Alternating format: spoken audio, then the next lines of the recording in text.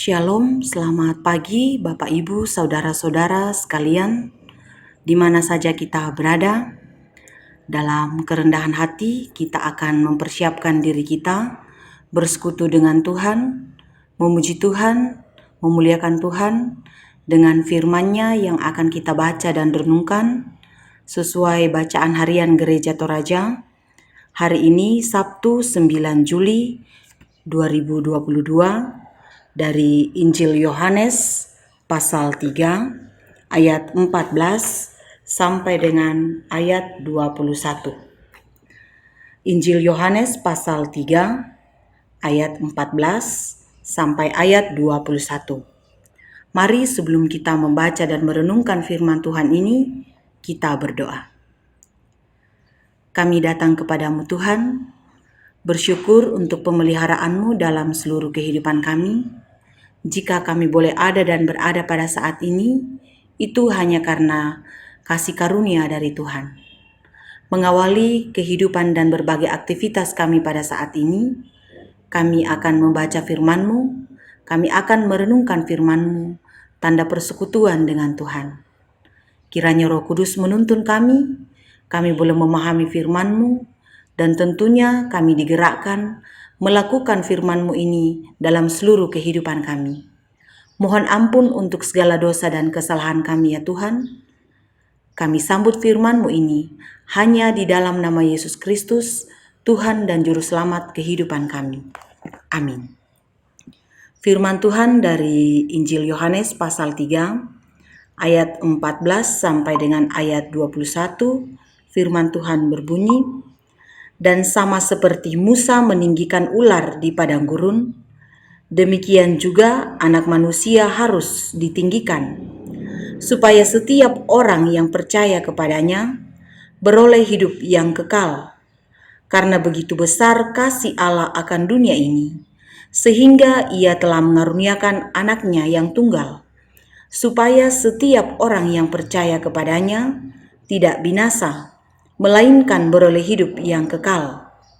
Sebab Allah mengutus Anaknya ke dalam dunia, bukan untuk menghakimi dunia, melainkan untuk menyelamatkannya oleh Dia. Barang siapa percaya kepadanya, ia tidak akan dihukum. Barang siapa tidak percaya, ia telah berada di bawah hukuman, sebab ia tidak percaya dalam nama Anak Tunggal Allah. Dan inilah hukuman itu, terang telah datang ke dalam dunia, tetapi manusia lebih menyukai kegelapan daripada terang, sebab perbuatan-perbuatan mereka jahat.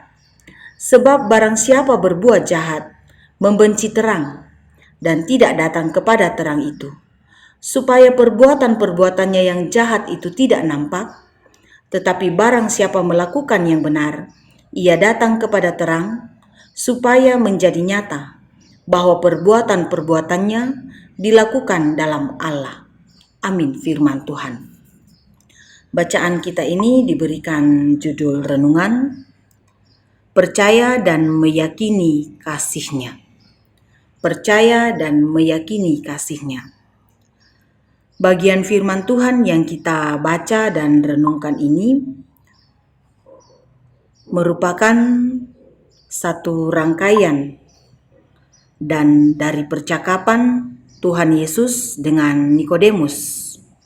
Di pasal 3 ayat yang pertama dikatakan bahwa adalah seorang Farisi yang bernama Nikodemus, seorang pemimpin agama Yahudi. Dari kalimat di ayat 1 pasal 3 ini mau menggambarkan bahwa seorang Nikodemus tentu bukanlah orang yang biasa. Dia seorang yang terpelajar dan dia adalah seorang pemimpin agama Yahudi. Tentu sebagai seorang Farisi dan pemimpin agama Yahudi, Nikodemus tahu tentang kitab-kitab Taurat dalam Perjanjian Lama, yang salah satunya berisi tentang kitab Bilangan yang bercerita tentang kisah di mana Musa meninggikan ular di padang gurun. Di ayat 14 Bacaan kita mengatakan, dan sama seperti Musa meninggikan ular di padang gurun, demikian juga Anak Manusia harus ditinggikan. Yang mau dikatakan di sini bahwa Yesus akan ditinggikan seperti ular tembaga yang ditinggikan oleh Musa untuk menyembuhkan orang dari gigitan ular di padang gurun. Kita bisa bandingkan dengan kitab Bilangan pasal 21 ayat 4 sampai ayat 9. Tuhan Yesus mengibaratkan kematiannya di kayu salib seperti kisah digantungnya ular tembaga di sebuah tiang. Yesus akan dipaku pada kayu salib, tetapi ia akan menang dari semua itu. Bahkan siapa saja yang percaya kepadanya akan diselamatkan dari kematian, memperoleh hidup yang kekal.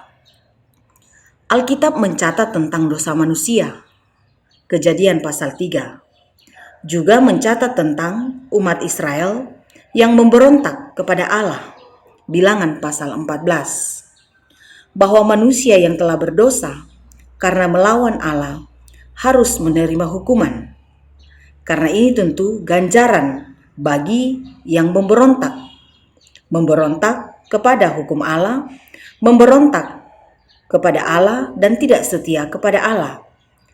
Namun oleh karena kasih Allah yang besar kepada dunia dan kasih Allah kepada manusia, kita bisa bandingkan dengan ayat 16 bacaan kita pada saat ini. Kristus menanggung semua dosa manusia, dan oleh Kristus maka hukuman dan murka Allah mengalami semuanya itu. Bahwa dengan karya Allah di dalam Yesus Kristus, Allah menebus manusia dan membebaskan dari hukuman dosa. Sehingga jelaslah bahwa tujuan Yesus datang ke dalam dunia bukan untuk menghakimi, tetapi menyelamatkan dunia. Ayat 17 mengatakan, sebab Allah mengutus anaknya ke dalam dunia bukan untuk menghakimi dunia, melainkan untuk menyelamatkannya oleh Dia. Oleh kasih Tuhan mengutus anaknya ke dalam dunia, dan tentu Yesus Kristus yang diutus ke dalam dunia bukan untuk menghakimi, bukan untuk memberikan hukuman kepada dunia ini, tetapi justru akan menyelamatkan dunia, menyelamatkan setiap orang yang percaya kepadanya. Dan karya penyelamatan ini tidak akan berdampak dan tidak berkuasa dalam kehidupan manusia, dalam kehidupan saya dan kita semua, jika kita tidak meresponnya, jika kita berdiam diri saja dan tidak menerimanya. Sangat-sangat penting setiap orang, saya dan kita semua, merespon karya penyelamatan dari Allah di dalam Yesus Kristus. Merespon tentu yang dimaksud di sini bukan hanya sekedar percaya, tetapi lebih dari itu mempercayakan seluruh kehidupan kita, berkomitmen dan setia akan semua itu, menanggung beban, menanggung untung atau malang, dan apapun yang terjadi, selalu percaya hanya kepada kasih yang menyelamatkan itu. Bahwa kasih yang menyelamatkan di dalam Yesus Kristus akan menjadi jaminan bagi semua orang yang percaya kepadanya untuk bergantung kepadanya, membawa seluruh kehidupannya hanya kepada Tuhan saja. Injil Yohanes beberapa kali mengungkap tentang terang dan gelap. Bahkan dalam bacaan ini pun juga diungkapkan tentang hal itu. Bisa kita lihat di ayat 19 tentang simbol terang dan simbol kegelapan. Terang tentu datangnya dari Kristus yang akan menerangi kehidupan orang yang percaya kepadanya, menuntun ke jalan yang benar seturut dengan kehendaknya, menikmati kasihnya dan membagi kasihnya ke dalam dunia ini kepada setiap orang yang dijumpai. Dan tentu kegelapan disimbolkan dengan perbuatan-perbuatan manusia yang tidak berkenan di hadapan Tuhan. Yang diungkap di ayat 19 ini tentang perbuatan jahat. Tentu terang akan menerangi kegelapan. Terang di dalam Yesus Kristus akan menelanjangi kehidupan manusia yang terus berkanjang di dalam dosa dan sulit memperbaharui kehidupan bersama dengan Yesus Kristus. Untuk menerima kasih Kristus dan untuk meresponnya hanya dengan iman kepadanya. Kristus telah datang ke dalam dunia. Anugerah keselamatan di dalam Yesus Kristus melayakkan setiap orang untuk datang kepadanya. Ia telah datang dan menuntaskan kasih itu.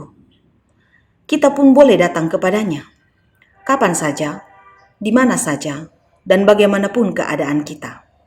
Jika Allah menyatakan kasih-Nya kepada dunia ini, kepada saya dan kita semua di dalam Yesus Kristus, maka sepatutnya lah saya dan kita semua juga meneladani kasih itu dan melakukannya dalam seluruh kehidupan kita. Menjadi saluran berkat, menjadi saluran kasih kepada semua orang. Matius pasal 22 ayat 37 berbicara tentang kasih yang utama dan kasih yang terutama. Jawab Yesus kepadanya, "Kasihilah Tuhan Allahmu dengan segenap hatimu, dan dengan segenap jiwamu, dan dengan segenap akal budimu." Itulah hukum yang terutama dan yang pertama. Dan hukum yang kedua yang sama dengan itu ialah, kasihilah sesamamu manusia, seperti dirimu sendiri. Pada kedua hukum inilah tergantung seluruh hukum Taurat dan kitab para nabi. Dia telah mengajari kita kasih yang kekal itu. Dia telah mengajari kita apa yang harus kita lakukan dalam dunia ini. Respon dari saya dan kita semua tentu dinantikan Tuhan dalam seluruh kehidupan kita. Mari kita merespon setiap perbuatan Allah yang besar dalam hidup kita dengan hidup tekun kepadanya dalam iman dan pengharapan hanya kepadanya saja. Terpujilah Tuhan. Amin. Mari kita berdoa. Kasih setiamu ya Tuhan menjadi kekuatan bagi kami menjalani hidup yang Tuhan masih perkenankan. Dengan kasih-Mu, kami boleh dilayakkan menghampiri kekudusan-Mu. Dengan kasih-Mu, kami belajar untuk terus berdiri dengan kokoh dalam iman dan pengharapan hanya padamu saja. Bahwa Engkau senantiasa ada dalam seluruh kehidupan kami. Engkau menuntaskan perbuatan-perbuatan besar untuk keselamatan dunia dan keselamatan kami semua. Kiranya lewat firman-Mu yang sudah kami dengarkan dan renungkan pada saat ini, kami semakin diteguhkan menjalani hidup yang Tuhan masih perkenankan. Roh Kudus kiranya menolong kami. Di dalam doa kami pada pagi hari ini, kami datang berdoa kepadamu, membawa seluruh kehidupan kami. Tuhan kiranya memberkati kami dalam kehidupan kami masing-masing, dalam kehidupan rumah tangga kami, dalam kehidupan bersama dengan keluarga kami, dalam kehidupan di tempat kerja kami, di usaha kami masing-masing, dalam keluarga besar kami, di tengah-tengah masyarakat. Kiranya kami terus ditopang dan dituntun untuk terus percaya dan percaya hanya kepadamu saja, meyakini kuasa-Mu dalam hidup kami, dan melakukannya dalam seluruh kehidupan kami. Berkati kami ya Tuhan, kiranya kasih setia-Mu terus melingkupi kami. Kami berdoa kepadamu untuk bangsa dan negara kami. Kiranya Tuhan terus memeliharakan, bahkan memakai pemerintah kami, untuk memerintah kami seturut dengan kehendak Tuhan. Karena itu Tuhan, kiranya hikmat dari-Mu, kiranya menyertai pemerintah kami, boleh memerintah kami, dan dalam pemerintahan itu kami semakin melihat kuasa dan pemeliharaan Tuhan. Kami menyerahkan seluruh hidup kami hanya padamu Tuhan, tuntun dan sertai kami. Di dalam nama Yesus Kristus, kami berdoa kepadamu. Amin. Selamat beraktivitas, Tuhan memberkati kita senantiasa.